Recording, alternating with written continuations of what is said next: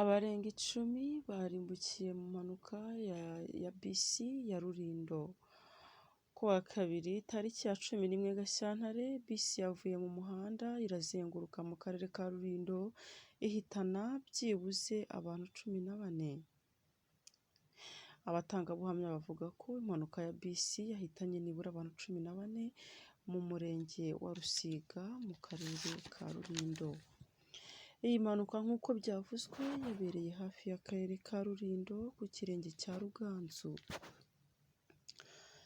Umuvugizi wa polisi y'u Rwanda ASP Boniface Rutikanga yatangarije ikinyamakuru The New Times ko abantu bamwe bahasize ubuzima mu gihe abandi bakomeretse bikabije, ariko ntibashobora kuvuga umubare nyawo w'abahitanwa n'abakomeretse kuko byari bikiri gusuzumwa. Iyi bisi yavaga i Kigali yerekeza i Musanze hamwe n'abagenzi 51 bari mu ndege.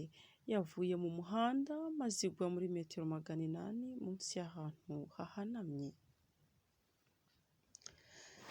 Rutikanga yavuze ko Rwanda National Police yihanganishije imiryango yabuze ababo, akomeza gutanga inkunga ku bakomeretse.